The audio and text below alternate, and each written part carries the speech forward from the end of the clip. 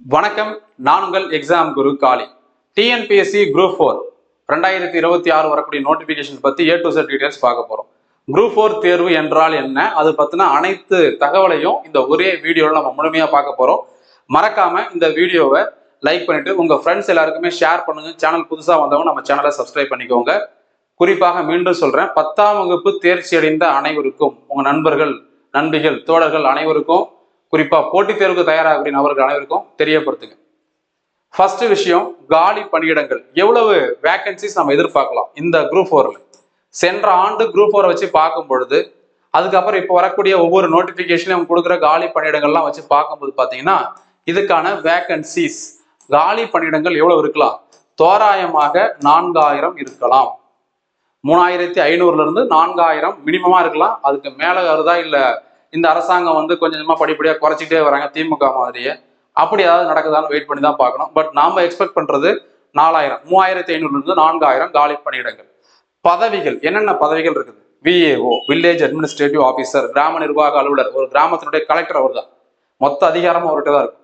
So அதுதான் best, எல்லாருமே அதான் சூஸ் பண்ணுவாங்க.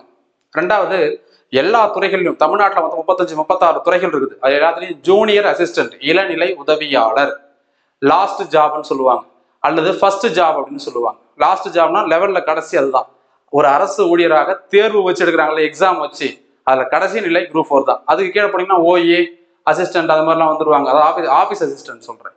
அதெல்லாம் பார்த்தீங்கன்னா எக்ஸாம் வைக்க மாட்டாங்க, டைரக்டா நியமனம் பண்றது, அப்பாயின்மெண்ட் தான். ஸோ அப்போ அந்த லெவல் என்ட்ரி லெவல் ஜாப்னு சொல்லலாம்.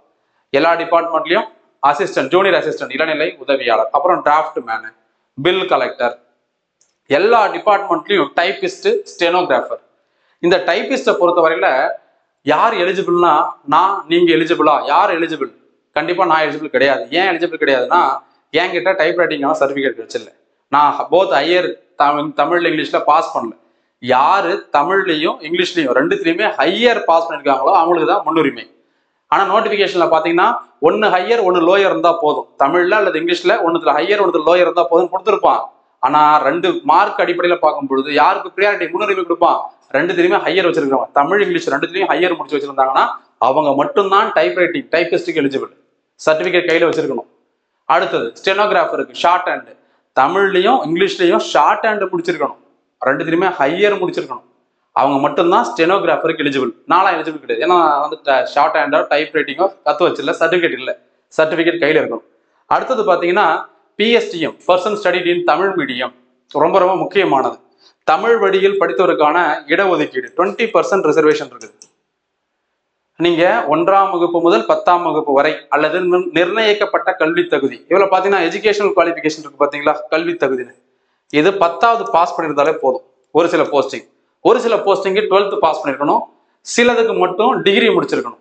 அது அவன் நோட்டிபிகேஷனை கொடுப்பான் எந்தெந்த போஸ்டிங் இதுன்னு. பட் மேக்சிமம் இந்த விஏஓ, ஜூனியர் அசிஸ்டன்ட் எல்லாமே என்னதான் 10th பாஸ் பண்ணியிருந்தாலே போதும். அப்போ 1ஆம் வகுப்பு முதல் 10ஆம் வகுப்பு வரை அல்லது 12ஆம் வகுப்பு வரை அல்லது கல்லூரி வரை அந்த போஸ்டிங் ஏற்ற மாதிரி நீங்க தமிழ்லயே படிச்சிருந்தீங்கன்னா, தமிழ்லயே எக்ஸாம் எழுதி பாஸ் பண்ணிருந்தீங்கன்னா எலிஜிபிள். 20% ரிசர்வேஷன் இருக்குது. இப்போ 4000 காலி பணியிடங்கள்னா 10%-ஆ 400, கரெக்டா? 400. அப்ப 20%-னா 800. அப்ப 800 காலி பணியிடங்கள் யாருக்கு ஒதுக்குறாங்க? தமிழ் வழியில படிச்சவங்களுக்கு மட்டுமே ஒதுக்குறாங்க. ரொம்ப ரொம்ப முக்கியமானது. சரிங்க சார், இந்த சர்டிபிகேட் எப்படி சார் வாங்குறது? ஒன்றும் கிடையாது. உங்க வீட்டுக்கு பக்கத்துல இருக்கிற இ சேவை மையத்துல போய், ஒரு டவுன்ல இருக்கிற இ சர்வீஸ் சென்டர்ல போய் நீங்க அப்ளை பண்ணலாம். அப்ளை பண்ணிட்டு நீங்க எந்த ஸ்கூல்ல படிச்சுன்னா அந்த ஸ்கூல்ல போயிட்டு, சார் நான் குரூப் 4 நோட்டிபிகேஷன் வந்திருக்குது, நான் அதுக்காக படிச்சுட்டு இருக்கிறேன், அப்ளை பண்ணிருக்கிறேன், அதுக்கு பிஎஸ்டிஎம் கொடுத்தாங்கன்னா ரிசர்வேஷன் இருக்குன்னு சொல்றாங்க, நான் பிஎஸ்டிஎம்க்கும் அப்ளை பண்ணிருக்கிறேன், நீங்க கொஞ்சம் அதை ஓகே பண்ணி கொடுங்க சார் அப்படின்னு சொல்லுங்க. அவங்க அப்ளை பண்ணதை ஓகே பண்ணிடுவாங்க. நீங்க சர்டிபிகேட் ஆன்லைன்லயும் எடுத்துக்கலாம். ஸோ ரொம்ப முக்கியமானது. இதை தாண்டி நிறைய ரிசர்வேஷன் இருக்குது. PC, PC Muslim, MBC, SC, SCA, ST, இந்த மாதிரி நிறைய இடஒதுக்கீடுகள் இருக்குது. அதுக்கெல்லாம் உங்களுக்கான கம்யூனிட்டி சர்டிஃபிகேட் கையில் வச்சிருக்கணும். இது இல்லாம நிறைய இருக்குது. பிடபிள்யூடி, மாற்றுத்திறனாளிக்கு 4% இடஒதுக்கீடு, முன்னாள் இராணுவத்தினர் எக்ஸ் சர்வீஸ் மேனுக்கு இடஒதுக்கீடு, டெஸ்டிடியூட் விடோ, ஆதரவற்ற விதவைக்கான இடஒதுக்கீடு, இதெல்லாம் இருக்குது. இதுக்கு எல்லா டாக்குமெண்ட்டும் உங்க கையில வச்சிருக்கணும். அதுக்கு தேவையான சான்றிதழை கையில் நீங்க வச்சிருந்தாதான் இதுக்கு நீங்க எலிஜிபிள், அப்ளை பண்ணவே முடியும். ஸோ இதெல்லாம் பார்த்துக்கோங்க. பிஎஸ்டிஎம் ரொம்ப முக்கியம். கட் ஆஃப் கம்மியா ஆகும் மற்றவங்க கம்பேர் பண்ணும்போது. கல்வி தகுதி சொல்லிட்டேன். ஒன்றுத்துக்கு 10, ஒன்றுத்துக்கு 12, ஒன்றுத்துக்கு டிகிரி, ஒன்றுத்துக்கு டைப் ரைட்டிங், ஒன்றுக்கு ஸ்டெனோகிராஃபருக்கு ஷார்ட் ஹேண்ட் முடிச்சிருக்கணும். அடுத்ததாக வயது தகுதி. வயது தகுதி என்னென்ன சார் வயது தகுதி இருக்கணும்? குறைந்தபட்சம் 18 வயசு இருந்தாலே எலிஜிபிள் தான். அதிகபட்ச வயது தகுதி பொது பிரிவினருக்கு மட்டும் 34 கொடுத்துருப்பாங்க, மற்ற பிரிவினருக்கு 40, 45 கொடுத்துருப்பாங்க. நல்லா புரிஞ்சுக்கோங்க, ஜென்ரல் மட்டும் விட்டுருங்க, ஏன்னா உங்களுக்கு 34 தான் ஹையஸ்ட், அதுக்கு மேலே போக முடியாது. மற்ற எல்லாருக்கும் இப்போ நான் வந்து பார்த்தீங்கன்னா 10th +2 டிகிரி முடிச்சிருக்கிறேன்.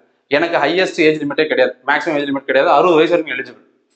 அதாவது குறிப்பிட்ட கல்வி தகுதிக்கு மேலே படிச்சிருந்தா, இவன் சொல்றது குறைந்தபட்ச கல்வி தகுதி 10ஆம் வகுப்பு. நான் 10ஆம் வகுப்புக்கு மேலே படிச்சிருக்கேன், +2 படிச்சிருக்கேன் சார் நான். எனக்கு என்ன சார் ஏஜ் லிமிட்? ஏஜ் லிமிட்டே கிடையாது, 60 வயசு வரைக்கும் எழுதலாம். ஸோ அந்த மாதிரியான ஒரு தேர்வு தான் இது. ஊதியம் என்ன சார் இருக்கும்? சம்பளம் 25K ஆரம்பத்தில் உங்களுக்கு 25,000 குறைந்தபட்ச சம்பளம் இருக்கும். மற்ற இடங்களில் நீங்கள் பணிபுரியக்கூடிய பகுதிகள் பொறுத்து, கிராம பகுதியா, நகர்பகுதியா, நகராட்சியா, மாநகராட்சியா, மலைப்பகுதிகளா, அதெல்லாம் வச்சு உங்களுக்கு அலவன்சஸ் கூட வரும். ஸோ சேலரி கூட வரும். ஸோ மினிமமாக 25K வரும். சிலபஸ், இந்த சிலபஸையும் எக்ஸாம் பேட்டர்னையும் இந்த வீடியோக்குள்ள நம்ம டீட்டெயிலாக தெளிவாக பார்க்க போகிறோம். அடுத்ததாக இந்த நோட்டிஃபிகேஷன் எப்போ, எக்ஸாம் எப்போ, எல்லாரும் கேட்கறது என்னது சார்? எவ்வளோ வேகன்சி வரும், நோட்டிஃபிகேஷன் எப்போ வரும், எக்ஸாம் எப்போ வரும், இப்போ இருந்து படிச்சா பாஸ் பண்ணலாமா? இதுதான் எல்லாரும் கேட்கறது. புதுசாக வரவங்க சொல்றேன், கண்டிப்பா எல்லாத்துக்கும் பதில் எஸ்.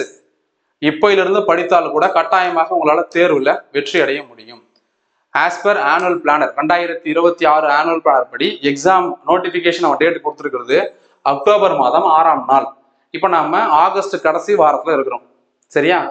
ஆகஸ்ட், செப்டம்பர், அப்புறம் அக்டோபர். இதுல இருந்து நம்ம என்ன பண்ணலாம் அப்படின்னு பார்த்தீங்கன்னா, நோட்டிஃபிகேஷன் 100% வந்துடும். அது எந்த மாற்றமும் கிடையாது. ஏன்னா இது வரைக்கும் வந்த group 1, group 2, combine technical service examination எல்லா நோட்டிஃபிகேஷனும் சரியான நாளில் வந்துருச்சு, அதே நாளில் வந்துருச்சு. அடுத்தது டேட் ஆஃப் எக்ஸாம். எக்ஸாம் என்ன நடக்க போகுது அப்படின்னு பார்த்தீங்கன்னா, டிசம்பர் 20ஆம் நாள் கொடுத்துருக்குறாங்க. இப்போ நம்ம குரூப் 1 எக்ஸாம் டேட் 6ல இருந்து செப்டம்பர் 27க்கு மாறிடுச்சு. குரூப் 2 எக்ஸாம் டேட் செப்டம்பர் கடைசிலேருந்து அக்டோபர் கடைசிலேருந்து நவம்பர் 1க்கு மாறிடுச்சு. அப்போ எல்லா எக்ஸாம் டேட்டும் மாறி வர்றதுனால இதுவும் ஒரு 2 வாரம் தள்ளி போகிறதுக்கு வாய்ப்பு இருக்குது. ஸோ ஜனவரி 2027 நடப்பதற்கு ஒரு 10% வாய்ப்பு இருக்குது. 90% இதே டேட்டில் நடக்கலாம், சரிங்களா? இது 2 வாய்ப்புகள் தான் இருக்குது. இப்போ நம்ம ஆகஸ்ட் கடைசி வாரத்தில் இருக்கிறோம், ஒரு வாரம் இருக்குது. ஆகஸ்ட்ல 1 வீக், இதுல ஒரு 25 நாள் வச்சுக்கோங்க. அப்போ ஒரு மாசம் ஆயிடுச்சு. செப்டம்பர், அக்டோபர், நவம்பர், நடுவில் ஒரு 3 மாசம், மொத்தம் 4 மாசம் இருக்குது. 4 months உங்களுக்கு டைம் இருக்குது. இன்னையில இருந்து படிக்க ஸ்டார்ட் பண்ணா கூட உங்களால 100% இந்த தேர்வுல வெற்றி அடைய முடியும். அதுக்கு நம்ம என்ன பண்ணணும்? சிலபஸை பிரிண்ட் போட்டு கையில வச்சுக்கோங்க, ஹார்ட் காப்பியா. அந்த சிலபஸை வச்சுக்கிட்டு சிலபஸில் இருக்கக்கூடிய விஷயங்களை ஒன்னொன்னா தேடி தேடி எடுத்து வெறித்தனமா படிங்க. கண்டிப்பா பாஸ் பண்ண முடியும். முடிஞ்சதுன்னா நிறைய படிக்கிறீங்க, அதை ரிவிஷன் பண்ணுங்க, திரும்ப திரும்ப படிங்க, டெஸ்ட் போட்டு பாருங்க. இதுதான் ப்ராசஸ், வேற எதுவுமே கிடையாது. இந்த ப்ராசஸை கரெக்டாக யார் பண்றாங்களோ அவங்க எக்ஸாம் பாஸ் பண்றாங்க. ஸோ இந்த டேட் ஆஃப் நோட்டிஃபிகேஷன் வர்றதுக்கு எப்போ இருக்குது, எக்ஸாம் நடக்கிறதுக்கான வாய்ப்பு எப்போ இருக்குது அப்படின்றது எல்லாத்தையும் பார்த்தாச்சு. சரிங்க சார், எக்ஸாம் முடிஞ்சவொடனே என்ன பண்ணுவாங்க? ஆன்சர் கீ கொடுப்பாங்க. அதுக்கப்புறம் ரிசல்ட் வரும். எவ்வளோ நாளில் வரும்? ஒரு 3 மாசத்துல ரிசல்ட் வந்துடும். 3 monthsல ரிசல்ட். போஸ்டிங் எப்போ போடுவாங்க? அடுத்த 1 monthல போஸ்டிங் போடுவாங்க. போஸ்டிங் அப்போ ஜனவரினா ஏப்ரல், மே 2027ல உங்களுக்கு போஸ்டிங் போட்டுருவாங்க. இந்த பணியிடங்களுக்கான தேர்வு நடந்து ரிசல்ட் கொடுத்து உங்களுக்கான போஸ்டிங்கு மே மாதத்துக்குள்ள போட்டுருவாங்க. அப்போ அடுத்த வருஷம் மே மாதத்துக்குள்ள இங்கே குரூப் 4 எக்ஸாம் பாஸ் பண்ணி ஒரு பிஏஓ அல்லது junior assistant, junior revenue inspector அல்லது வேரியஸ் டிபார்ட்மெண்ட்ல ஜூனியர் அசிஸ்டன்ட் அல்லது டிராஃப்ட் மேன், சர்வேயர், ஏதோ ஒரு பணி, பில் கலெக்டர், ஏதோ ஒரு பணியில் நீங்கள் போய் அமர போறீங்க. ஸோ உங்களுக்கு எக்ஸாம் நோட்டிஃபிகேஷன் எப்போ தெரிஞ்சு போச்சு, எக்ஸாம் எப்போ நடக்க போகுது தெரிஞ்சு போச்சு, ரிசல்ட் எப்போ வரப்போகுது, போஸ்டிங் எப்போ போடுறாங்க எல்லாம் தெரிஞ்சு போச்சு, சிலபஸும் தெரிஞ்சு போச்சு. என்ன பண்ணணும்? படிச்சா மட்டும் போதும், வெறித்தனமா படிக்கணும். ஏன்னா காம்படிஷன் ஹெவியா இருக்கு. அப்போ எல்லாரும் கூட நீங்க போட்டி போடணும்னா உங்களை நீங்க அதுக்கு தயார்படுத்திக்கணும். ஸோ சிலபஸஸ், எக்ஸாம் பேட்டர்ன், அதை பத்தி நம்ம டீட்டெயிலாக பார்க்க போறோம். அதுக்கு முன்னாடி நம்ம எக்ஸாம் குரு காலி அப்படிங்கிற மொபைல் ஆப்ல ஒரு ரெக்கார்டட் வீடியோ கோர்ஸ் கொடுக்குறோம். லைவ் கிளாஸ் கிடையாது, டெஸ்ட் கிடையாது. கம்ப்ளீட்டா குரூப் 1 ஸ்டாண்டர்டுக்கு நம்மளுடைய ஜிஎஸ் சிலபஸ் எல்லாத்தையும் எடுத்து டிஸ்கஸ் பண்ண போறோம். அதே போல குரூப் 2, குரூப் 4க்கு தமிழ் எடுத்து ரெக்கார்ட் பண்ணி அந்த சிலபஸ் ஓரியன்டா கவர் பண்ணி முடிக்கிறோம். ஸோ இதான் இதுக்கான லாஜிக். எல்லா எக்ஸாமுக்கும் யூஸ் ஆகும். Group 1, group 2, group 4, SSC, railway, SI, போலீஸ்னு எல்லா எக்ஸாமுக்கும் இது ஜிஎஸ்க்கான சப்ஜெக்ட்ஸ் இதெல்லாம் ஹேண்டில் பண்றோம். தமிழ் அண்ட் இங்கிலீஷ்ல பைலிங்குலா, தமிழ்லையும் இங்கிலீஷ்லயும் கிளாஸஸ் இருக்கும், நோட்ஸும் இருக்கும். ரெக்கார்டட் வீடியோ கோர்ஸ் தான், லைவ் கிடையாது. லைவ் கிளாஸோ லைவ் டெஸ்ட்டோ கிடையாது. ஃபுல்லா உங்களுக்கு பார்த்தீங்கன்னா ரெக்கார்ட் பண்ணி நான் அப்லோட் பண்ணிடுவேன். நீங்க ஃப்ரீயா இருக்கும்போது பார்த்துக்கலாம். ஏன் நம்ம ரெக்கார்டா கொடுக்குறோம்னா, லைவ் எல்லாராலையும் ஒரே இடத்துல வந்து உட்காந்து கிளாஸ் அட்டன் பண்ண முடியாது, நேரம் வேணும். ரெக்கார்ட் போது லைவ் நம்மளால அட்டன் பண்ண முடியாது. அதில் நிறைய பேர் தேவையில்லாம் பேசுவாங்க, டிஸ்கஷன் போவோம், அப்படியே டைமே போயிடும். ஸோ அதுக்கப்புறம் பார்த்தீங்கன்னா என்ன இவ்வளோ நேரம் போயிடுச்சு அப்படின்னு ஃபீல் பண்ணுவோம். அதனால நம்ம என்ன பண்றோம்னா, ரெக்கார்டடா கிறிஸ்பா எக்ஸாம் பாயிண்ட் ஆஃப் வியூல என்ன வேணும் என்ன வேணாம், எது படிச்சா போதும் அப்படிங்கிறத தெளிவாக இந்த வீடியோ கோர்ஸ்ல கொடுத்துருக்கோம். வீடியோ அண்ட் பிடிஎஃப் நீங்க ஃபர்ஸ்ட் டைம் மட்டும் இன்டர்நெட் யூஸ் பண்ணி டவுன்லோட் பண்ணி வச்சுக்கிட்டு அப்புறம்லாம் நீங்க ஆஃப்லைன்லேயே பார்த்துக்கலாம் உடைய மொபைல் ஆப்ல. ஆனா இந்த வீடியோ நீங்க யாருக்குமே பிடிஎஃப் சேர்த்து யாருக்கும் ஷேர் பண்றதோ, ஸ்கிரீன்ஷாட் எடுக்கிறதோ, பிரிண்ட் அவுட் எடுக்கிறதோ முடியாது. ஏன்னா இது முழுக்க முழுக்க நோட்ஸ் என்னால தயாரிக்கப்பட்டது, எந்த ஒரு சோர்ஸை பார்த்து காப்பி அடிச்சது கிடையாது. அதனால டேட்டா வந்து நம்ம என்ன பண்றோம்னா ப்ரொடெக்ட் பண்றோம். அதனால பிரைவசி பாலிசி இப்படி வச்சிருக்கிறோம். 1 இயர் வேலிடிட்டி. இதுக்கான ஃபீஸ், பொது அறிவுக்கான ஃபீஸ் 3,999. ஃபுல் கோர்ஸுக்கு ஒரு சப்ஜெக்ட் மட்டும் ஜாயின் பண்ணினா இதான் ஃபீஸ். தமிழ் ரெக்கார்டட் வீடியோ கோர்ஸுக்கு இது ஃபீஸ். இது எல்லாமே நம்ம ஆகஸ்ட் 15 ஆஃபராக கொடுத்துருந்தோம். நிறைய பேரால் ஜாயின் பண்ண முடியல, கொஞ்சம் டைம் கேட்டிருந்தாங்க. செப்டம்பர் 5 வரைக்கும் இந்த ஆஃபர் நம்ம ஆசிரியர் தினத்து வரைக்கும் எக்ஸ்டெண்ட் பண்ணிருக்கிறோம். ஸோ இதுக்கான ஃபீஸ் அதுக்கப்புறம் பார்த்தீங்கன்னா all 4 அப்படின்னும் 999 அப்படின்னும் 1499 இன்க்ரீஸ் ஆகிடும். ஸோ அதுக்கு முன்னாடியே தேவைப்படுறவங்க ஜாயின் பண்ணிக்கோங்க. இதில் சொல்லியிருக்கக்கூடிய விஷயங்களை தெளிவாக பார்த்து புரிஞ்சுக்கோங்க. எக்ஸாம் குரு காலி அப்படிங்கிற மொபைல் ஆப்பில் தான் நம்ம கிளாஸ் எடுக்கிறோம். பிளே ஸ்டோரில் போய் நீங்கள் டவுன்லோட் பண்ணிக்கலாம். ஆண்ட்ராய்டு ஐஃபோனில் பார்க்குறதுக்கான iOS link, website link, desktop, PC, personal computer, லேப்டாப்னு எல்லாத்துலையும் டேப் எல்லாத்துலையும் பார்க்கறதுக்கான வெப்சைட் லிங்க்கும் டிஸ்கிரிப்ஷன்ல இருக்குது. கிளாஸ் டீடைல்ஸ், டெமோ கிளாஸஸ் தேவைப்படுறவங்க 8870302702 அப்படிங்கிற நம்பருக்கு மெசேஜ் பண்ணுங்க. டீடைல்ஸ் சென்ட் பண்றேன், டெமோ கிளாஸஸ் சென்ட் பண்றேன். இதை பார்த்துட்டு நீங்க இந்த கோர்ஸ்ல ஜாயின் பண்ணிக்கலாம். 90% ஆஃப் கொஸ்டின்ஸ் தமிழ் ஆகட்டும் ஜிஎஸ் ஆகட்டும் நம்ம நடத்துறது தான் வரும். ஸோ அதை நீங்க படிச்சாலே போதும். எக்ஸ்ட்ரா நீங்க செய்ய வேண்டியது 2 விஷயம் தான். மேக்ஸ் அண்ட் ரீசனிங் நம்ம எடுக்கல, அதை நீங்க படிக்கணும். ரெண்டாவது ரொம்ப முக்கியமான விஷயம் கரண்ட் அஃபேர்ஸ். நம்ம ரெக்கார்ட் பண்ணி அப்லோட் பண்றதுனால ரெக்கார்ட் வீடியோஸ்ல கரண்ட் அஃபேர்ஸ் மேக்ஸிமம் இருக்காது. ஏன்னா நம்ம எடுத்த டேட் இப்போ நான் இன்னைக்கு எடுத்து முடிச்சிட்டேன்னா நாளைக்கு ஒரு கரண்ட் அஃபேர்ஸ் நடக்கும், நாளைக்கு ஒன்று நடக்கும், அதை நம்ம எடுக்க முடியாது இல்லையா? அதனால கரண்ட் அஃபேர்ஸ் நீங்க படிக்கணும். இது 2 மட்டும் நீங்க படிச்சா போதும், மற்றதுக்கு இந்த கோர்ஸே உங்களுக்கு போதுமானதாக இருக்கும். ஸோ இதுல ஜாயின் பண்ணதுக்கு அப்புறம், கோர்ஸ் ஜாயின் பண்ணதுக்கு அப்புறம் டவுட் கிளாரிஃபிகேஷன் எப்படி சார் நடக்கும்னா, சேம் மொபைல் நம்பர்ல தான் டவுட் கிளாரிஃபிகேஷனும் நடக்கும். ஸோ இந்த நம்பருக்கு மெசேஜ் பண்ணுங்க. கோர்ஸ்ல ஜாயின் பண்ணணும்னு நினைக்கிறவங்க உங்க நண்பர்களுக்கும் தெரியப்படுத்துங்க. குரூப் 4 எக்ஸாமுக்கு 10ஆம் வகுப்பு தகுதி தான். ஸோ அனைவருமே இது போட்டித் தேர்வுக்கு தயாராகலாம். தமிழ் சப்ஜெக்டை பொறுத்தவரையில நம்ம இலக்கணத்தை மெயினா மேஜரா ஃபோக்கஸ் பண்றோம். ஸோ இந்த டாபிக்ஸ்லாம் எடுக்கிறோம். இது குரூப் 2க்கும் யூஸ் ஆகும், குரூப் 4க்கும் யூஸ் ஆகும், எஸ்ஐ போலீஸ் எக்ஸாமுக்கு யூஸ் ஆகும். ஸோ இலக்கணங்கள் என்னென்ன தலைப்பு எடுக்கணும்னு தெளிவாக கொடுத்துட்டாச்சு. நெக்ஸ்ட் ரொம்ப முக்கியமானது இந்த ஏஜ் லிமிட் தான் கேட்குறாங்க. ஒவ்வொரு பணிக்கும் ஒவ்வொரு மாதிரியான ஏஜ் லிமிட் இருக்குது. ஒரு சில பணிக்கு 18, விஏஓக்கு மட்டும் 21 கம்ப்ளீட் ஆகிருக்கணும் மினிமம். மேக்சிமம் பார்த்தீங்கன்னா இது அதர்ஸுக்கு, ஜென்ரலுக்கு 32 மேக்சிமம். இதுலயே ஜென்ரல்லையே பிடபிள்யூடி இருந்தால் 42, எக்ஸ் சர்வீஸ்மேன் 50, டெஸ்டிடியூட் 37. இந்த போஸ்டிங்லாம் இந்த போஸ்டிங்லாம் பார்த்தீங்கன்னா 21 அதிகபட்ச, குறைந்தபட்ச வயது தகுதி, அதிகபட்சம் 32, 42, 32, 37. இதெல்லாம் யாருக்கு? ஜென்ரலுக்கு. இப்போ இது பாருங்க, BC Muslim, MBC, DC, SC, SCA, ST இவங்க எல்லாருக்கும் குறைந்தபட்ச வயது 21, இங்க 18, இங்க 34, 37, 42 அப்படிலாம் கொடுத்துருப்பாங்க. இதெல்லாம் அதிகபட்ச வயது தகுதி. என்ன சார் நீங்க அதிகபட்ச வயது தகுதி இல்லைன்னு நீங்க கொடுத்துருக்காங்களே, பயப்படாதீங்க. No maximum age limit for candidates belonging to BC, Muslim, MBC, DC, SC, SCA, ST who possess a general education qualification which is higher than the minimal general educational qualification. Minimum general education குவாலிஃபிகேஷனா 10ஆம் வகுப்பு தான் குறைந்தபட்ச கல்வி தகுதி. அதுக்கு மேல படிச்சிட்டீங்க, நான் ஐடிஐ படிச்சிருக்கேன் சார், ஏஜ் கிடையாது. நான் டிப்ளமோ படிச்சிருக்கேன் சார், +2 படிச்சிருக்கேன் சார், எனி டிகிரி படிச்சிருக்கேன் சார், இன்ஜினியரிங் படிச்சிருக்கேன் சார், டிப்ளமோ படிச்சிருக்கேன் சார், ஆர்ட்ஸ் படிச்சிருக்கேன், சயின்ஸ் படிச்சிருக்கேன், எதுவாக இருந்தாலும் சரி உங்களுக்கு அதிகபட்ச வயது தகுதியே கிடையாதுன்னு சொல்றாங்க. ரொம்ப முக்கியமான விஷயம் இதுதான். அடுத்தது எக்ஸாம் ஸ்கீம். இது ரொம்ப ரொம்ப முக்கியம். இதைத்தான் நம்ம அடுத்தது சிலபஸ் காட்டுறேன், அது மாதிரி தெரிஞ்சுக்கோங்க. இது OMR exam, optical mark recognition. அதாவது ஒரு 5 வட்டம் கொடுத்துருவாங்க, 5 பபிள்ஸ். இதுல நீங்க கருப்பு நிற பந்து முனை பேனா, பிளாக் பால் பாயிண்ட் பென் மட்டும்தான் யூஸ் பண்ணணும், வேற எந்த பெண்ணும் யூஸ் பண்ணக்கூடாது. அதை யூஸ் பண்ணி ஷேட் பண்ணணும், ஃபுல்லா ஷேட் பண்ணி முடிஞ்சு போச்சு. இதுதான் சரியான மெத்தட்.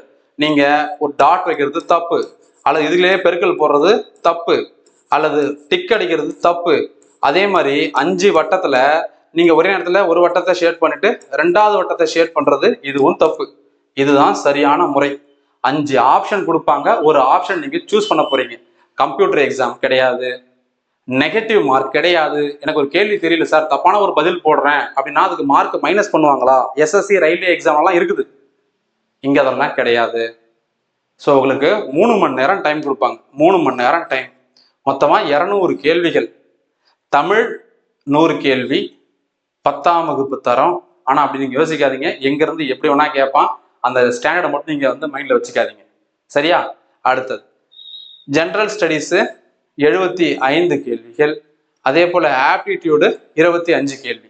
அதாவது தமிழ் 100, ஜிகே பொது அறிவு 75, கணிதம் மனக்கணக்கு ஆப்டிடியூடு ரீசனிங் 25.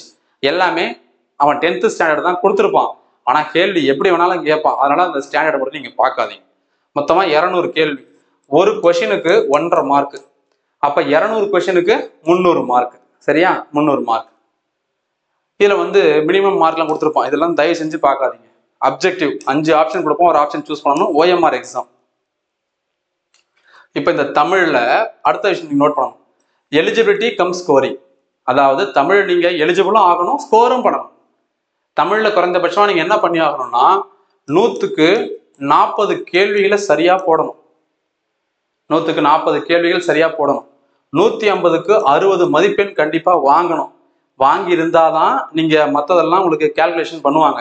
நீங்க இதுலயே அவுட் அப்படின்னா இந்த பேப்பரை தூக்கி போட்டுருவாங்க, OMR ஷீட்டை, யூ ஆர் நாட் எலிஜிபிள் அப்படின்னு சொல்லிட்டு போயிடுவான். நீங்க தமிழ் தகுதி தேர்வை பாஸ் பண்ணல, நீ எலிஜிபிள் கிடையாது அப்படின்னு சொல்லிட்டு போயிடுவோம். அதனால நீங்க வெறும் 40 எடுத்தா போதுமா சார், 100க்கு 40 எடுத்தா போதுமா, 150க்கு 60 எடுத்தா போதுமான்னு கேட்டா அதுவும் கிடையாது. நீங்க என்ன பண்ணி ஆகணும், நீங்க பாஸ் பண்ணணும்னா கட் ஆஃபை கிளியர் பண்றதை விட அதிகமான மார்க் எடுக்கணும். அப்ப தமிழ்ல நீங்க மார்க்கும் எடுத்தாகணும். அதனாலதான் ஸ்கோரிங்கு எலிஜிபிலிட்டி ரெண்டுமே கொடுத்துருக்குறான். ஸோ ரொம்ப முக்கியமானது, நீங்க இதை தான் நோட் பண்ண வேண்டியது. சிலபஸ் பார்க்கலாம். இப்ப அடுத்ததாக கடைசியா சிலபஸ்.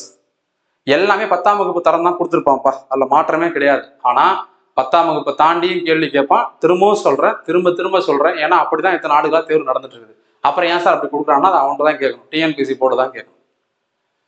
முதல்ல பார்ட் A ஜெனரல் ஸ்டடிஸ் பொது அறிவு. 10ஆம் வகுப்பு தரத்துல 75 கேள்விகள் இருக்க போகுது. முதல்ல பொது அறிவுல சயின்ஸ் 5 கேள்வி, physics, chemistry, botany, zoology 4 subject படிச்சா 5 கேள்வி கேட்க போறாங்க. இதுக்கு நம்ம படிக்க வேண்டியது 6th to 10th school book. அதுக்கப்புறம் டைம் இருந்தா 11th 12th புக்கு படிக்கலாம். இது இந்த சப்ஜெக்ட்டுக்கு மட்டும் இல்ல, எல்லா சப்ஜெக்ட்டுக்குமே இதுதான் பொருந்தும். ரெண்டாவதாக பாத்தீங்கன்னா ஜியாகிரபி, புவியியல். புவியியல்ல 5 கேள்விகள் கேட்கிறான். 6 முதல் 10ஆம் வகுப்பு வரைக்கும் ஸ்கூல் புக் படிக்கணும். அதுலயும் குறிப்பா 10வது, 11வது, 12வது இந்த 3 புக்கு கண்டிப்பா படிக்கணும். அதுக்கப்புறம் 6, 7, 8, 9 புக்கை படிங்க. பேஸ்டு எல்லாமே சிலபஸ் தான். அதுதான் கொடுத்துருக்கிறேன், பிரிண்ட் பண்ணி கையில் வச்சுக்கோங்க. தமிழ்ல இருக்குது, இங்கிலீஷ் இருக்கு சிலபஸ். ஒரு நீங்க என்ன பண்ணணும், பென்சில் வச்சு டிக் அடிச்சிட்டே வரணும். இது முடிச்சாச்சு, இது முடிச்சாச்சு, இது முடிச்சாச்சு, இது முடிச்சிருக்கோம், இது முடிச்சிருக்கோம், அடுத்தடுத்து போயிட்டே இருக்கு. சிலபஸ் வச்சு படிச்சாலே போதும், தேவையில்லாம மற்றதெல்லாம் படிக்க வேண்டிய அவசியம் கிடையாது. மூணாவது நம்ம பார்க்கறது என்னன்னா ஹிஸ்டரி, வரலாறும் இந்திய கலாச்சாரமும் இந்திய தேசிய இயக்கமும் 10 கேள்வி. இது ரெண்டா பிரிச்சுக்கலாம். இதுல இருந்து ஒரு 5 கேள்வி, இதுல இருந்து ஒரு 5 கேள்வி. இந்த 5 கேள்வி நீங்க படிக்க வேண்டியது 11th புக்கு ஃபர்ஸ்ட். இந்த 5 கேள்வி நீங்க படிக்க வேண்டியது 12th புக்கு ஃபர்ஸ்ட். அதன் பிறகு நேரம் காலம் இருந்ததுன்னா 6, 7, 8, 9 புக்கு படிங்க. பேஸ்ட் ஆன் சிலபஸ் படிச்சாலே போதும். ஏன்னா இதுல 10th லெவல் இருந்தா கூட 1 or 2 கொஸ்டின்ஸ் வெளில தான் கேட்பான். அதுக்காக டைம் வேஸ்ட் பண்ணாம ஸ்கூல் புக்கு முதல்ல முடிங்க. பட் ஸ்கூல் புக் மட்டும் கண்டிப்பா 10வது நான் திரும்பவும் உங்களுக்கு இடத்துல சொல்றேன். அடுத்தது இந்தியன் பாலிட்டி 15 கேள்விகள் கேட்க போறோம். இதுக்கு முதல்ல நீங்க படிக்க வேண்டியது 10th புக்கு, அதன் பிறகு 12th புக்கு, அதுக்கப்புறம் 11th புக்கு. அதன் பிறகு நீங்க என்ன பண்ணலாம், நேரம் இருந்ததுன்னா 9, 8, 7, 6ன்னு ரிவர்ஸ்ல படிக்கலாம். இப்படிதான் படிக்கணும். ஸோ நான் சொல்ற ஆர்டர்ல படிங்க, அப்பதான் உங்களுக்கு மேக்ஸிமம் கொஸ்டின்ஸ் கவர் ஆகும். நீங்க 6, 7, 8, 9 படிச்சீங்கன்னா ஒரு 5 கேள்வி கேட்கறான், அதிகபட்சம் சொல்றேன். அதுவே நீங்க 10th, 11th, 12th படிச்சா 10 கேள்வி கேட்போம். அப்ப நான் முதல்ல எது படிக்கணும், அதுதான் முதல்ல படிக்கணும். ஸோ அதுதான் நம்ம இந்த ஆர்டர்ல, நான் என்ன ஆர்டர்ல சொல்றேனோ அந்த ஆர்டர்லயே படிங்க. அடுத்ததாக 5வது இந்தியன் எக்கானமி, இந்திய பொருளாதாரம், டெவலப்மெண்ட் அட்மினிஸ்ட்ரேஷன் இன் தமிழ்நாடு, தமிழ்நாட்டினுடைய வளர்ச்சி நிர்வாகம். 2த்துல இருந்து 20 கேள்வி கேட்கலாம். இதுல இருந்து ஒரு 10 கேள்வி, இதுல இருந்து ஒரு 10 கேள்வி. எக்கனாமிக்ஸ் பொறுத்தவரையில 10th புக்கு, 11th புக்கு, அப்புறம் 12th புக் படிங்க. அதன் பிறகு 6, 7, 8, 9 படிக்கலாம். தமிழ்நாடு அட்மினிஸ்ட்ரேஷனை பொறுத்தவரையில ஸ்கூல் புக்கு வேலையே இல்லை. அப்ப வெளில இருந்தா நிறைய விஷயம் படிக்கணும். குறிப்பா கரண்ட் அஃபேர்ஸ் தான் நிறைய நீங்க படிக்கணும். அதுக்காக நீங்க என்ன பண்ணணும்னா முதலமைச்சருடைய திட்டங்கள், கடைசியா இருந்த MK ஸ்டாலின் அதுக்கு முன்னாடி அவங்க அப்பா, அதுக்கப்புறம் ஜெயலலிதா, அதுக்கு முன்னாடி எம்ஜிஆர், அதுக்கு முன்னாடி அண்ணா, காமராஜர். ஸோ இந்த மாதிரி எல்லா முதலமைச்சரை பத்தி நம்ம படிக்க வேண்டியது இப்ப இருக்கக்கூடிய ஜோசப் விஜய் அவர்கள் வரைக்கும் நீங்க படிக்கணும். அந்த திட்டங்கள்ல இருந்து கண்டிப்பா உங்களுக்கு 2 to 4 கொஸ்டின்ஸ் வரும். ஸ்கீம்ஸ்ல இருந்து 2 to 4 கொஸ்டின்ஸ் வரும். இப்போ இதெல்லாம் நம்ம ஸ்கூல் புக்ல கொடுத்துருப்பாங்களா? வாய்ப்பே கிடையாது. அப்ப நம்ம வெளியில இருந்தா நிறைய தேடி படிக்கணும். இதுக்கு பா சிவா அவர்கள் புத்தகம் உங்களுக்கு கண்டிப்பா பயனுள்ளதா இருக்கும். அதே போல வெங்கடேசன் சார் புக்கும் உங்களுக்கு யூஸ்ஃபுல்லா இருக்கும். கடைசியா 6வது யூனிட் ஜிஎஸ்ல history, culture, heritage and social political movement, freedom struggle movement in Tamil Nadu. தமிழ்நாட்டினுடைய வரலாறு, மரபு, பண்பாடு, இலக்கியம், அதுக்கப்புறம் விடுதலை போராட்ட வரலாறு, மொத்தமா 20 கேள்வி கேட்கிறான். இது எப்படி கேட்பான்னா, தமிழ் சொசைட்டி, அதாவது தமிழுடைய பாரம்பரியம், கலாச்சாரம், இலக்கியம், மரபு, பண்பாடு, இதெல்லாம் இதுல உங்களுக்கு எப்படி பிரிக்கலாம்னா, டிஸ்கவரிஸ் ஆர்கியாலஜில இருந்து 2 கொஸ்டின், தமிழ் லிட்டரேச்சர்ல இருந்து 2 கொஸ்டின், திருக்குறள்ல இருந்து ஒரு 4 கொஸ்டின் கேட்போம் மினிமமா நான் சொல்றேன். அடுத்ததாக 2வது பிரிவு என்னன்னா, இதுல இருந்து ஆரம்பிக்குது பாருங்க. ரோல் ஆஃப் தமிழ்நாடு, விடுதலை போராட்டத்தில் தமிழ்நாட்டின் பங்கு, ஆங்கிலேயருக்கு எதிரான துவக்க கால கிளர்ச்சிகள், விடுதலை போராட்டத்தில் பெண்களின் பங்கு, சமூக சமய சீர்திருத்த இயக்கங்கள், இது எல்லாமே இதுல கவர் ஆகுது. அதாவது நீதி கட்சி, திராவிடர் கழகம், சுயமரியாதை இயக்கம், தந்தை பெரியார், பேரறிஞர் அண்ணா எல்லாம் வந்துருவாங்க. அப்ப இதுல இருந்து பாத்தீங்கன்னா உங்களுக்கு ஒரு 10 கேள்வி கேட்பாங்க. இதுக்கு வெங்கடேசன் சாருடைய தற்கால தமிழ்நாடு வரலாறு புத்தகம் படிச்சாலே போதும். ஸ்கூல் புக்கை படிக்கணும்னா 10th ஸ்டாண்டர்ட் புக்கு படிச்சாலே போதும். 10th ஸ்டாண்டர்ட் புக்கு 10 கொஸ்டின்ஸும் கேட்பாங்க. இவ்வளவுதான் படிக்கணும். இதை படிச்சாலே உங்களுக்கு மேக்சிமம் மார்க் ஜிஎஸ்ல எடுக்க முடியும். அடுத்ததாக மேக்ஸ் அண்ட் ரீசனிங் 10ஆம் வகுப்பு தரம் 25 கேள்வி, மேக்ஸ்ல இருந்து 15, ரீசனிங்ல இருந்து 10. ஸோ இதுக்கு வந்து நீங்க ஸ்கூல் புக்லாம் இதுக்கப்புறம் உட்காந்து டைம் வேஸ்ட் பண்ணி ஃபுல்லா படிக்கிறதுலாம் சாத்தியம் இல்லை. அப்ப நம்ம என்ன சார் பண்ணலாம்னா, ப்ரீவியஸ் இயர் கொஸ்டின்ஸ், முந்தைய ஆண்டு வினாக்கள், 2025, 26ல நடக்கக்கூடிய அனைத்து மேக்ஸ் சிலபஸ்ல இருக்கக்கூடிய விஷயங்கள் நீங்க எடுத்து என்ன பண்ணலாம், படிக்கலாம். அதுவே போதுமானது. ப்ரீவியஸ் இயர் கொஸ்டின்ஸ்ல இருக்கக்கூடிய விஷயங்கள் எடுத்து நீங்க ப்ராக்டிஸ் பண்ணாலே போதும். ஸோ ரீசனிங் ரொம்ப ஈஸியாக தான் இருக்கும். மேக்ஸ் மட்டும் தான் நீங்க கொஞ்சம் பார்க்க வேண்டியிருக்கும். அது பண்ணாலே உங்களால் ஃபுல் மார்க் எல்லாம் எடுக்க முடியும். அட்லீஸ்ட் 25க்கு 20ல இருந்து 21 கொஸ்டின்ஸை உங்களால் போட முடியும். ப்ரீவியஸ் இயர் கொஸ்டின்ஸ் மட்டும் பார்த்து சிலபஸை இருக்கக்கூடிய ஒரு வார்த்தையை எடுத்து நீங்க ப்ராக்டிஸ் பண்ணாலே, கூகுளில் போய் சர்ச் பண்ணுங்க, இந்த டாபிக் எடுத்து அப்படியே கூகுளில் போடுங்க, யூடியூப்ல போய் டைப் பண்ணுங்க, அப்படியே நிறைய ஆப்ஷன்ஸ் வரும், நிறைய சோர்ஸ் இருக்குது, யூடியூப்லேயே ஃப்ரீயாவே இருக்குது. அதை ஃபாலோ பண்ணி நீங்க படிச்சாலே இதுல 25க்கு 20 கேள்விகள் கண்டிப்பா கட்டாயமா போட முடியும். நல்லா ப்ராக்டிஸ் பண்ணிட்டு போனோம். அதை மட்டும் மைண்ட்ல வச்சுக்கோங்க. கடைசியா நம்ம எங்க வரோம் அப்படின்னா, தமிழுக்கு வரோம். பகுதி சி வந்து தமிழ் தகுதி மற்றும் மதிப்பீட்டு தேர்வு, 10ஆம் வகுப்பு தரம் 100 கேள்விகள். 10ஆம் வகுப்பு தரத்தை மறந்துருங்க. திரும்ப திரும்ப சொல்றேன், எங்கிறது வேணா எப்படி வேணா கேட்பான். மொத்தவங்களுக்கு ஒரு 7 அலகுகள் கொடுத்துருக்கான். முதல் அலகு இலக்கணம், 25 கேள்வின்னு கொடுத்துருப்பான். மற்ற எல்லாம் இலக்கணமே இல்லையா சார் யோசிக்க கூடாது. இலக்கணம் இன்டெரக்டா எல்லாத்துலயுமே இருக்கும். முதல்ல அவன் ஃபேமஸா இலக்கணம்னு ஒரு பார்ட் கொடுத்து 25 கேள்வின்னு கொடுத்துட்டான். இதன் பிறகு சொல்லகராதி 15 கேள்வி, 3வது எழுத்து திறன் 15 கேள்வி, 4வது கலை சொற்கள் 10 கேள்வி, வாசித்தல் புரிந்து கொள்ளும் திறன் 15 கேள்வி, எளிய மொழிபெயர்ப்பு 5 கேள்வி, கடைசியா இலக்கியம், தமிழ் அறிஞர்களும் தமிழ் தொண்டும் 15 கேள்வி. ஸோ முதல்ல நம்ம இதை பார்த்துடலாம். இது என்ன பண்ணணும்னா 15 கொஸ்டின்ஸ் எப்படி கேட்குறான், இதில் அவன் கொடுத்துருக்கான் தலைப்புகள் எல்லாமே. இது எல்லாமே ஸ்கூல் புக்கு. நீங்க என்ன பண்ணுங்க, 6th to 10th standard school book, old book, new book ரெண்டுமே எடுத்து என்ன பண்றீங்கன்னா, 2 புக்குமே எடுத்து சிலபஸ் இருக்கக்கூடிய விஷயங்களை எடுத்து நீங்க ப்ராக்டிஸ் பண்ணாலே போதும். இதுல 15க்கு அட்லீஸ்ட் ஒரு 12, 13வது வாங்க முடியும். ஏன்னா இது மட்டும்தான் SSLC ஸ்டாண்டர்ட் கொடுத்துருக்கான். மற்றது எல்லாமே அவன் எந்த இடத்துலையுமே என்ன பண்ணலாம், இந்த மாதிரி பிராக்கெட்ல அப் டு SSLC ஸ்டாண்டர்ட் அப்படின்னு கொடுக்கல. அவன் முன்னாடி கொடுத்துருந்தாலும் கூட ஏற்றத்தையும் கொடுக்கல பாருங்க. கொடுத்துருக்கானா? கிடையாது. பேர் தான் எளிய மொழிபெயர்ப்பு. ஆனா கேள்விகள் ரொம்ப கடினமா இருக்கும். இங்கிலீஷ்ல நம்ம தெரியாத வார்த்தை கொடுத்ததுக்கு தமிழ் ஆக்கம் என்ன, அதுக்கு புரிதல் என்ன, மீனிங் என்னன்னு கேட்பான். ரொம்ப ரொம்ப கடினமா இருக்கும். இங்கிலீஷ் நல்லா படிச்சதுக்கே கஷ்டமா இருக்கும். சிலபஸ் மட்டும்தான் அப்படி எளிய மொழிபெயர்ப்பு. ஆனா கேள்வி ரொம்ப கடினமான மொழிபெயர்ப்பா தான் இருக்கும். இதெல்லாம் நம்ம வந்து ஸ்கூல் புக்ல இருந்து இப்படிதான் எடுத்து வரணும், இங்கதான் இருக்கணும் அப்படிலாம் சொல்ல முடியாது. எங்க இருந்து எப்படி வேணாலும் இருக்கலாம். அதனாலதான் சொல்றேன், இது SSLC தரம்னு எடுத்துக்காதீங்க. நம்ம ஸ்கூல் புக்ல இருக்கக்கூடிய விஷயங்கள் மட்டும் மனப்படம் மட்டும் போன போது இப்ப அப்படி கிடையாது. நீங்க படிச்சு புரிஞ்சுக்கிட்டு ஆன்சர் பண்ற மாதிரி தான் இருக்குது எல்லா விஷயமும். இதுக்கப்புறம் இந்த 6 யூனிட்டுமே வாசித்தல் ஆகட்டும், எளிய மொழிபெயர்ப்பு, கலை சொற்கள், எழுத்து திறனு, சொல்லகராதி, கடைசியா இலக்கணம், இது எல்லாத்தையும் நம்ம சிலபஸை வச்சுக்கிட்டு சொல்லிக்கக்கூடிய ஒவ்வொரு விஷயத்தை பார்க்கணும். பிரித்து எழுதுதல், இதுக்கு மொத்தமா லாஸ்ட் குரூப் 4 வச்சு பார்த்தீங்கன்னா ஒரு 16 மெட்டீரியல்ஸ் இருக்கு. இதுல இருந்து தான் போன வாட்டி கேள்வி கேட்டிருந்தான். குரூப் 4 ஆகட்டும் 2 ஆகட்டும். அந்த 16 மெட்டீரியலும் நம்மளுடைய டெலகிராம் குரூப்ல நம்ம போட்டிருக்கிறோம். நீங்க போய் இதை ஃப்ரீயா டவுன்லோட் பண்ணிக்கலாம். எக்ஸாம் குரு காலி அப்படிங்கிறது டெலகிராம் குரூப்போட சேனலோட நேம். அதுக்கான லிங்க் இந்த வீடியோ கீழே டிஸ்கிரிப்ஷன் இருக்குது. டெலகிராம் குரூப்ல ஜாயின் பண்ணிக்கோங்க. ஜாயின் பண்ணதுக்கு அப்புறம் மேல ஃபைல்ஸ்னு ஒரு ஆப்ஷன் இருக்கும். அந்த ஃபைல்ஸ்ன்ற ஆப்ஷனை கிளிக் பண்ணிங்கன்னா நிறைய பிடிஎஃப் இருக்கும். நல்ல சொல் எழுத வேண்டுமா, நல்ல மொழி பேச வேண்டுமா அப்படின்னு சொல்லிட்டு எக்கச்சக்கமான புத்தகம் இருக்கும். அதுல ஒரு 16 புக்கு நம்ம குரூப் 4க்கு தமிழுக்கு யூஸ் ஆகும். நீங்க பொறுமையா தேடி பார்த்து இந்த ஃபைல்ஸ் மெனுல போய் டவுன்லோட் பண்ணிக்கோங்க. அது மட்டும் இல்ல, நீங்க படிக்கக்கூடிய இந்த பொது அறிவுக்கு இருக்கக்கூடிய எல்லா புத்தகமும் நாம என்ன பண்ணிருக்கோம்னா பிடிஎஃபாவே கொடுத்துருக்கோம். நீங்க தாராளமா போய் அதை டவுன்லோட் பண்ணி முடிஞ்சா பிரிண்ட் போட்டு படிக்கலாம். இல்லைன்னா அப்படியே வச்சுக்கிட்டு உங்க மொபைல்ல அல்லது லேப்ல கம்ப்யூட்டர்ஸ்ல வச்சும் படிச்சுக்க முடியும். ஸோ நம்மளால முடிஞ்ச அளவுக்கு எவ்வளவு மெட்டீரியல்ஸ் வந்து நம்ம பிடிஎஃபா கொடுக்க முடியுமோ அது எல்லாத்தையும் நம்ம விலை இல்லாம நம்மளுடைய டெலகிராம் குரூப்லயே ஷேர் பண்ணிருக்கோம். நீங்க போய் எடுத்துக்கலாம். ஸோ இவ்வளவுதான் குரூப் 4 பத்தின A to Z டீடைல்ஸ். புதுசா வரவங்களுக்கும் ஏற்கனவே படிச்சுக்கிட்டு இருக்கிற நபர்களுக்கும் எல்லாருக்குமே இந்த வீடியோ கண்டிப்பா பயனுள்ளதாக இருக்கும். நிறைய நபர்களுக்கு தெரியாம இருக்கும். அவங்களுக்கு தெரியப்படுத்த வேண்டியது உங்களுடைய கடமையும் கூட. 10th பாஸ் பண்ணியிருந்தாலே போதும். ஸோ இந்த குரூப் 4 பத்தின கம்ப்ளீட் டீடைல் இந்த வீடியோ நம்ம எக்ஸ்பிளைன் பண்ணிட்டோம். போஸ்டிங்ல ஆரம்பிச்சு கடைசி எக்ஸாம் பேட்டர்ன் எப்படி படிக்கணுன்ற வரைக்கும் நம்ம எக்ஸ்பிளைன் பண்ணிருக்கோம். மறக்காம இந்த வீடியோவை உங்க ஃப்ரெண்ட்ஸ் எல்லாருக்குமே ஷேர் பண்ணி விடுங்க. போட்டித் தேர்வுக்கு தயாராகிற நபர்களுக்கு ஷேர் பண்ணுங்க. 10th பாஸ் பண்ணவங்களுக்கும் இதை ஷேர் பண்ணுங்க. அவங்களுக்கும் அவேர்னஸ் கிரியேட் ஆகட்டும். நம்ம ஜிஎஸ்க்கான வீடியோ கோர்ஸ் கொடுக்குறோம். இதை பத்தி நம்ம ஃபர்ஸ்ட்ல எக்ஸ்பிளைன் பண்ணிருக்கிறோம். ஜிஎஸ் மட்டும் இல்லாம தமிழுக்கான ரெக்கார்டட் வீடியோ கோர்ஸும் கொடுக்குறோம். ஸோ தேவைப்படுறவங்க அந்த கோர்ஸ்ல ஜாயின் பண்ணிக்கலாம். இது எல்லாமே செப்டம்பர் 5 வரைக்கும் தான் அந்த கோர்ஸ் ஆஃபர் வேலிடிட்டி இருக்கும். அதுக்கப்புறம் எல்லாமே ஃபீஸ்லாம் இன்க்ரீஸ் ஆகிடும். அதுக்கு முன்னாடியே தேவைப்படுறவங்க ஜாயின் பண்ணிக்கோங்க. உங்க ஃப்ரெண்ட்ஸுக்கும் இதை தெரியப்படுத்துங்க.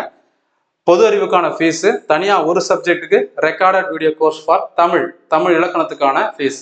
ஸோ இதில் ஜாயின் பண்ணிக்கோங்க. டவுட்ஸ் இருக்கிறவங்க, டெமோ கிளாஸஸ் தேவைப்படுறவங்க 8870302702 அப்படிங்கிற நம்பருக்கு நீங்க வாட்ஸ்அப்ல மெசேஜ் பண்ணலாம். நேரத்தை வீணாக்காதீங்க. இன்னையிலிருந்து படிச்சா கூட கண்டிப்பா எக்ஸாம் பாஸ் பண்ண முடியும். திரும்ப திரும்ப சொல்றது ஒரே விஷயம்தான். சிலபஸ் வச்சு படிங்க, தேவையானதை மட்டும் படிங்க, படிச்சதை ரிவிஷன் பண்ணுங்க, முடிஞ்சா டெஸ்ட் போட்டு பாருங்க. That's all. ஈஸியா பாஸ் பண்ண முடியும். நல்லா படிங்க. கண்டிப்பா கட்டாயமா இந்த தேர்வுல உங்களால வெற்றி அடைய முடியும். தொடர்ச்சியாக போராடுவோம். நாம் வெல்வோம். நன்றி, வணக்கம்.